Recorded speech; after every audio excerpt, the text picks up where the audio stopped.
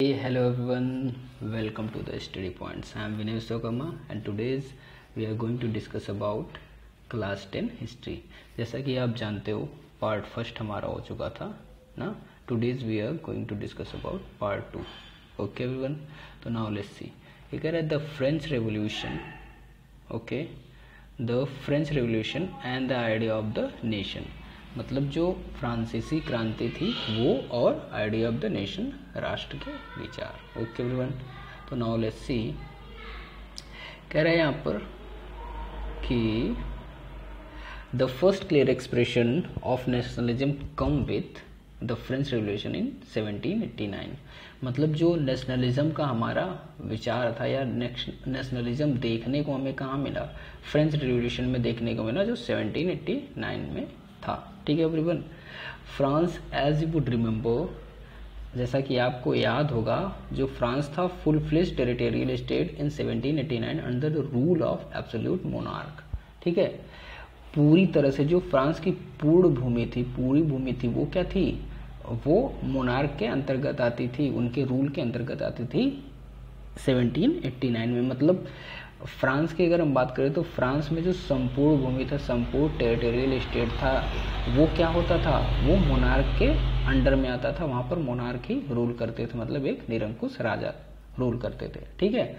The political and constitutional changes that come in a wake of French revolution led to the transfer sovereignty from the monarchy to a body of French citizen. ठीक है, ये कह रहा है कि जो हमारा पॉलिटिकल और कॉन्स्टिट्यूशनल चेंजेस था फ्रेंच रेवोल्यूशन के थ्रू जो आया था, हमारी फ्रांसीसी क्रांति के थ्रू जो आई थी, उसमें से जो पहले तो मोनार्की वहां पर हुआ करती थी, वो मोनार्की हट करके क्या हो गई, वो फ्रेंच सिटीजन के हाथ में चलेगी. मतलब जो कि वहां का शासन था, पूरा शासन और पावर जो थी वो सारी फ्रेंच सिटीजन के हाथों में चली गई. वहां से मोनार्क सिस्टम हट गया, राजा का सिस्टम हट गया. Okay everyone.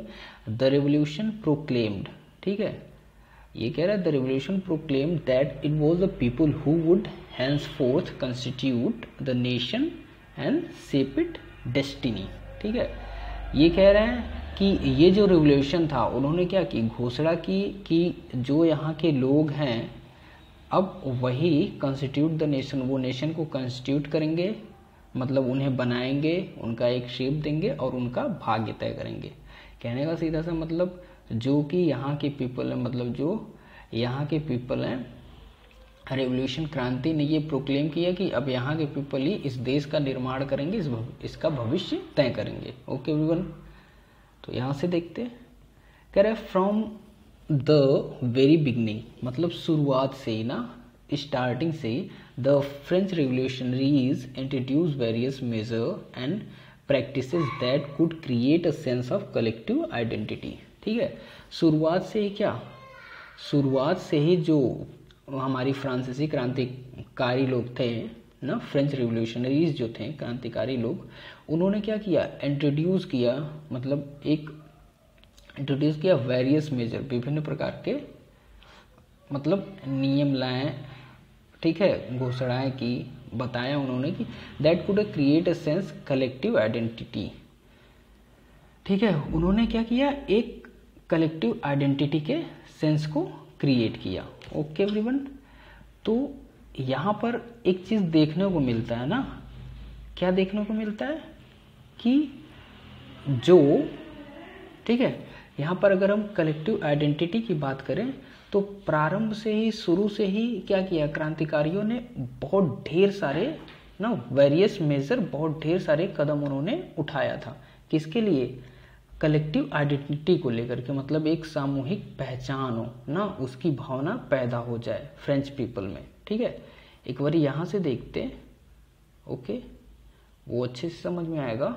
यहाँ से आप देखो, फ्रॉम द वेरी बिगिनिंग ना, शुरुआत से ही फ्रांसीसी क्रांतिकारियों ने ऐसे अनेक कदम उठाए थे जिससे कि फ्रांसीसी लोगों में, ठीक है, फ्रेंच लोगों में क्या हो, एक कलेक्टिव आइडेंटिटी आए, एक सामूहिक भावना आए. ठीक, सामूहिक पहचान की भावना है.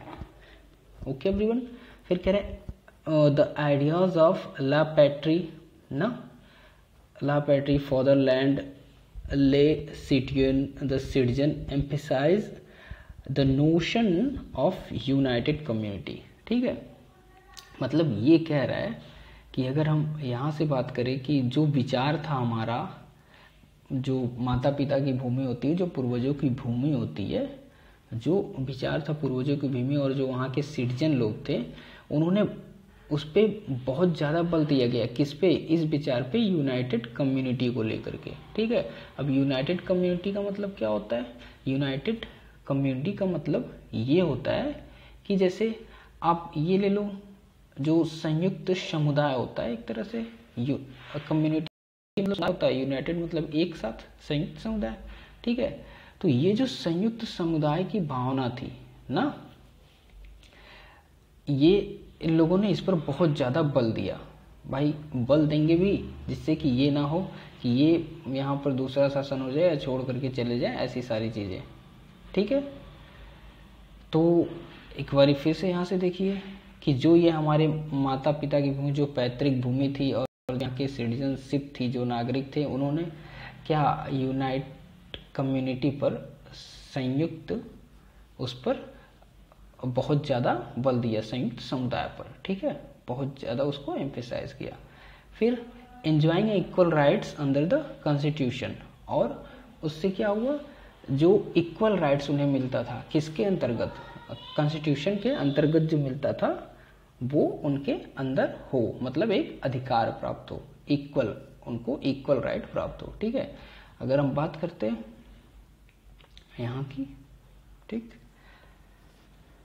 तो न्यू फ्रेंच फ्लैग, जो हमारा न्यू फ्रेंच फ्लैग था, ट्री कलर वाला, ठीक है, was chosen to replace the former royal standards.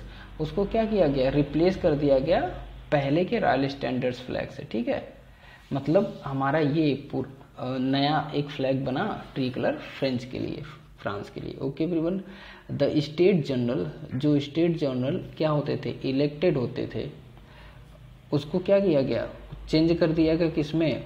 State general का नाम चेंज करके नेशनल असेंबली कर दिया गया। ठीक है, जो सक्रिय वहाँ पर सिटीजन थे उन्हीं के द्वारा ये इलेक्ट होने लगे और उनका नाम नेशनल असेंबली कर दिया गया। ओके, फिर कह रहा है न्यू हैम्स वर कंपोज, नए मतलब गाने कंपोज किए गए हैं ना, ये हुआ। फिर ओथ्स टेकन, शपथ ली गई।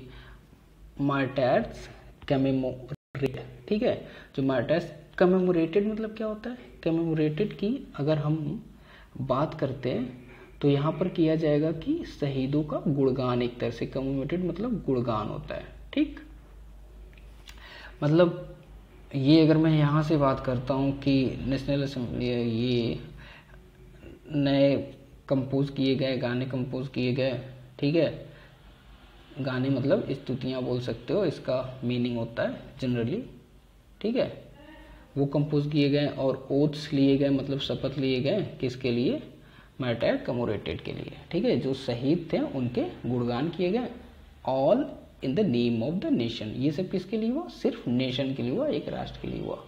अ centralised administrative system was put in a place, जो एक हमारा केंद्रीय प्रशासनिक सिस्टम था ना, सेंट्रलाइज्ड प्रशासनिक सिस्टम था। फॉर्मेटेड यूनिफॉर्म, एक समान लॉ को उन्होंने बनाया सारे सिटीजन के लिए जो कि उस टेरिटरी में रहते थे। ठीक, एक केंद्रीय प्रशासनिक सिस्टम बना। ठीक, एक केंद्रीय प्रशासनिक सिस्टम बना ऑल सिटीजन के लिए जो कि उस टेरिटरी में रहते थे और एक समान लॉ के through. Internal custom duties due वो एबोलिश, जो हमारा आंतरिक, इंटरनल ना, जो आंतरिक कस्टम ड्यूटीज थी मतलब आयात और निर्यात वाली जो चीज़ें थी उसको एबोलिश कर दिया गया, ख़त्म कर दिया गया। एंड द यूनिफॉर्म सिस्टम, और एक समान सिस्टम लाया गया, एक समान लॉ लाया गया भार और नापने के लिए ना। ठीक है, फिर कह रहा है कि रीजनल डायलेक्ट्स, जो वहाँ की भाषा थी, क्षेत्रीय भाषा थी, उसे डिस्करेज किया गया। ठीक है, मतलब उसे प्रोत्साहित किया गया, उसे बढ़ावा दिया गया। French as it was spoken and written in Paris. अच्छा, फ्रेंच क्या था? वो बोला जाता था और लिखा जाता था कहाँ पर? पेरिस में, जिससे कि क्या हुआ? ठीक, जिससे ये हुआ कि उसे कॉमन लैंग्वेज उस नेशन का बना दिया गया। ओके एवरीवन, फिर यहाँ से देखते हैं, ये कह रहा है कि the revolutionaries further declare that the mission and the destiny of the French nation to liberate the people of Europe from despotism. अच्छा, यूरोप के पीपल को क्या करना था? डेपोटिज्म करना था, मतलब वहाँ की जो राजतंत्र था, वहाँ के जो शासन थे निरंकुश राजा टाइप के, उसको क्या करना था? दूर करना था। ठीक, मतलब जो हमारे क्रांतिकारी थे उन्होंने पहले ही ये घोषणा कर दी थी कि उनका मिशन और उनकी मतलब भाग्य क्या, उनका लक्ष्य जो था, लक्ष्य और भाग्य वही था कि यूरोप के लोगों को क्या करना है? यूरोप के लोगों को मुक्त करना है। किससे मुक्त करना है? निरंकुश राजाओं से। ठीक है, मतलब डेपोटिज्म से उन्हें मुक्ति दिलवानी है। ठीक, यहाँ से बात करते हैं, जो क्रांतिकारी थे उन्होंने डिक्लेयर कर दिया हुआ था कि उनका क्या, जो फ्रांसीसी लोग हैं ना, फ्रांसीसी राष्ट्र का यह भाग्य और लक्ष्य था कि वह यूरोप के लोगों को जो डिपोटिज्म से मुक्ति दिलाए। Okay everyone, in other word की अगर हम बात करते हैं तो हेल्प करेंगे किसकी? Peoples of Europe become a nation. Europe के पीपुल की हेल्प करेंगे एक नेशन बनाने में। ठीक है, मतलब वही फ्रांस में मिलने के लिए। ओके एवरीवन, तो आई थिंक यहाँ तक चीज़ें समझ में आई होंगी आपको। व्हेन द न्यूज़, यहाँ से देखते हैं ना, कह रहा है कि when the news of events and France reached the different cities of Europe, students and other member educated middle classes began setting up Jacobin clubs। ना, जब ये न्यूज़ और ये जो घटना थी फ्रांस की, वो डिफरेंट सिटीज़, यूरोप के डिफरेंट सिटीज़ में पहुंची। ठीक है, वहाँ के डिफरेंट सिटीज़ में पहुंची तो वहाँ के जो स्टूडेंट्स थे और जो एजुकेटेड मिडिल क्लास, मतलब जो पढ़े लिखे लोग थे और जो अन्य लोग थे, उन्होंने क्या किया? स्टार्ट किया जैकोबिन क्लब्स बनाने का। और जो उनकी एक्टिविटी थी और उनके जो कैंपेन्स थे, उन्होंने एक रास्ता दिया किसको? फ्रेंच आर्मी को मूव इनटू द हॉलैंड, मतलब हॉलैंड में घुसने के लिए, बेल्जियम में, स्विट्जरलैंड में और मच ऑफ द इटली, और इटली के मतलब बहुत ढेर सारे भाग में 1790 में। ठीक है, यहाँ से कहने का मतलब कि अगर मैं एक चीज़ बोलूँ कि जब ये न्यूज़ क्या हुई, जो फ्रांस की घटना थी वो पहुंच गई यूरोप के डिफरेंट सिटी में, तो वहाँ के जो पढ़े लिखे समुदाय थे, स्टूडेंट्स थे, जो एजुकेटेड लोग थे, उन्होंने एक जैकोबिन क्लब बनाया जिसकी एक्टिविटी और कैंपेन के थ्रू क्या किया? फ्रेंच आर्मीज़ को उन्होंने हॉलैंड में मूव करा दिया, बेल्जियम में मूव करा दिया, स्विट्जरलैंड में और इटली में। ठीक है, ये चीज़ें।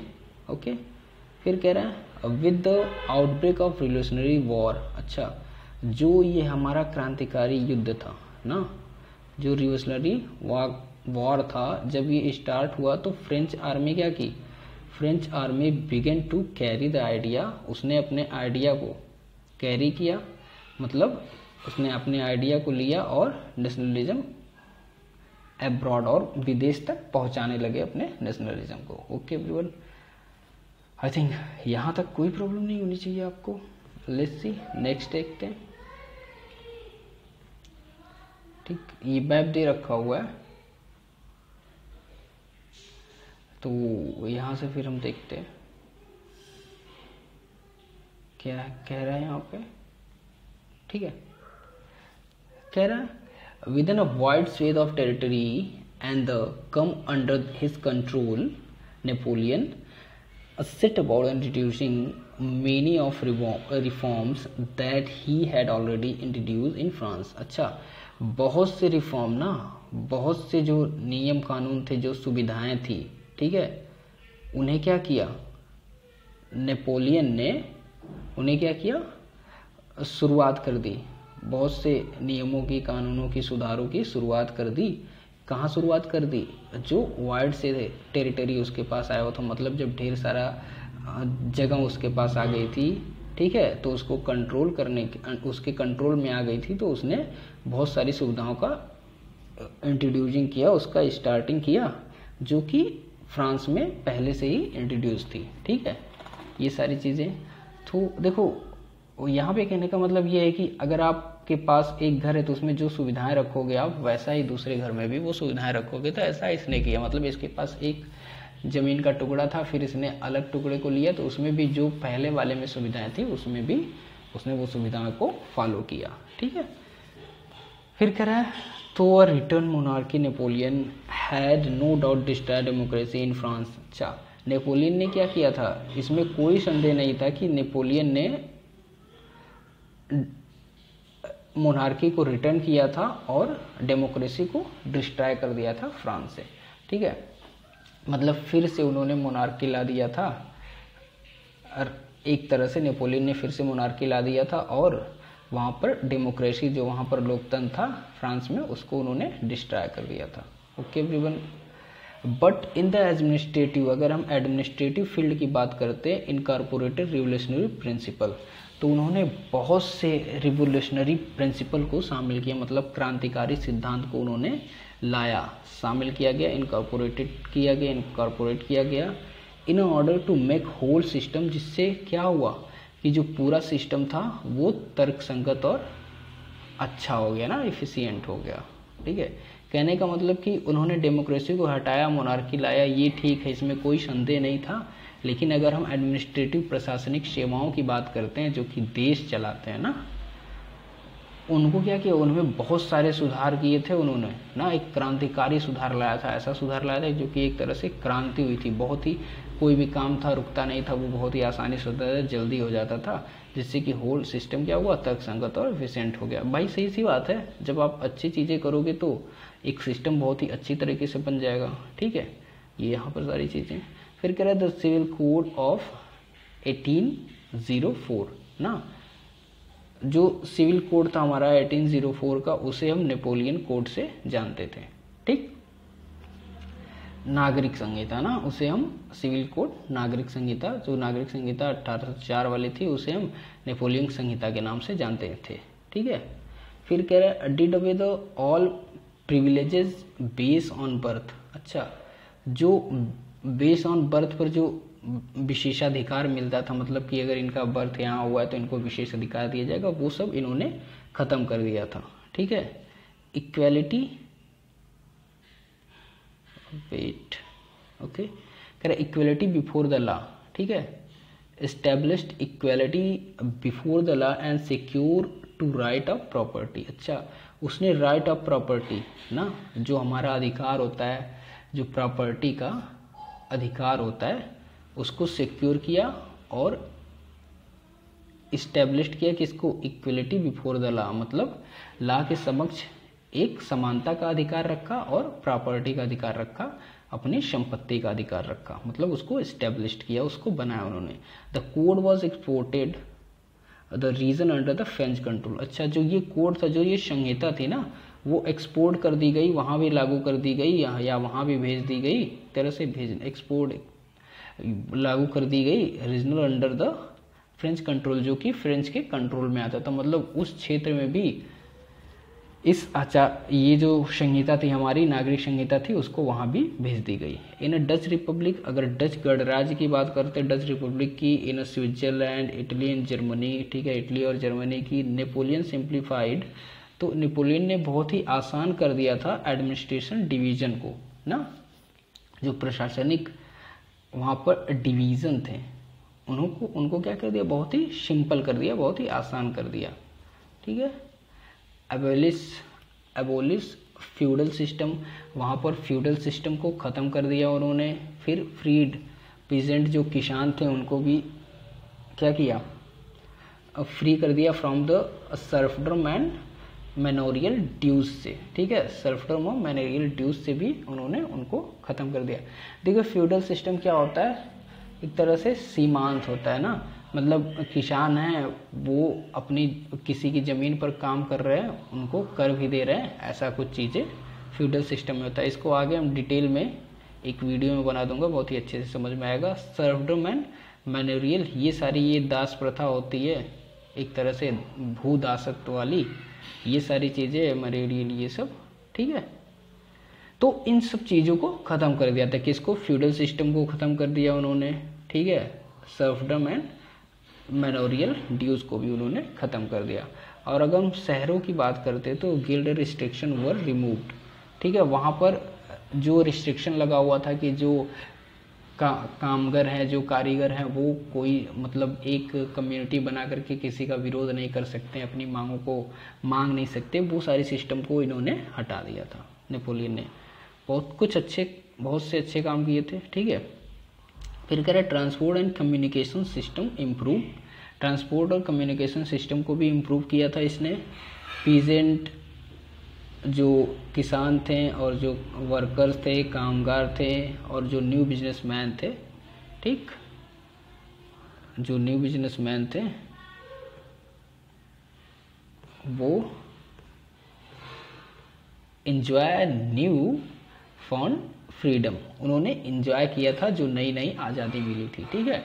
Businessman and small scale producer of goods in particular began to realise that uniform law standardize weights and measure and the common national currency would facilitate the movement and exchange of goods in capital from one region to another, ठीक है। यहाँ पर कह रहा है जो businessman थे और कौन थे, जो small scale producer of goods थे, मतलब कि जो छोटे मोटे उद्यमी थे ना, जो छोटे मोटे उद्यमी थे, वो particular began the realise the uniform law, उन्हें यह भी रियलाइज़ हो गया कि जो एक समान कानून बन रहा है, वेट, ये स्टैंडर्डाइज वेट मतलब एक मानक वेट का और नाप का, कॉमन नेशन करेंसी, और जो कॉमन नेशन करेंसी की है, ठीक है, ये क्या है, फैसिलिट, उन्हें एक फैसिलिटी मिलेगी एक स्थान से दूसरे स्थान तक चीज़ों को ले जाने में, ठीक है। आई थिंक यहाँ पर चीज़ें समझ में आई होंगी आपको। सिंपल सी बात करते हैं कि जो ये सारी होती है ना, अगर हम इसकी बात करते हैं स्टैंडर्डाइज वेट की, ठीक है, और मेज़र की बात करते हैं, जो एक हमारा मानक भार होता है ना, स्टैंडर्ड जो वेट होता है, एक जो मानक भार होता है, और जो ये एक नाप होता है, क्या है, और कॉमन नेशन करेंसी की बात करते हैं, अगर हम राष्ट्रीय मुद्रा की बात करते हैं, तो वो क्या होने लगी, फैसिलिटी मिलने लगी एक इलाके से दूसरे इलाके में वस्तुओं को ले जाने में, ठीक है, ये सारी फैसिलिटी मिलने लगी उनको। भाई ठीक है, ये सारे नियम बहुत ही अच्छे थे उनके, ठीक। नेक्स्ट देखते हैं, वेट जस्ट अ मिनट। फिर यहाँ से कह रहे हाउ द एरियाज कंकर, मतलब जो एरिया उन्होंने जीता हुआ था, reaction of the local population French rulers व मिक्स्ड, वहाँ की लोकल पॉपुलेशन, जो लोकल लोग थे, वहाँ का जो रिएक्शन था वो फ्रेंच लोगों के लिए, फ्रेंच रूलर के लिए मिक्स था, मतलब कोई खुश थे, कोई खुश भी नहीं थे, ठीक है। Initially the in many places such as Holland and Switzerland, कुछ बहुत से प्लेसेस की अगर बात करते हैं तो हॉलैंड और स्विट्जरलैंड में as well as in the certain cities, और सेम क्या वैसे ही उन्हीं के समान देखते हैं कि सर्टेन सिटीज़ जो थी, ब्रुसेल्स था, मेज था, मेलन था एंड वारसा था, ठीक। फ्रेंच आर्मीज वो welcome as a harbinger of liberty, वहाँ पर फ्रेंच आर्मी को क्या किया गया, वेलकम किया गया कि उन्हीं के थ्रू हमें आज़ादी मिली है, ठीक है।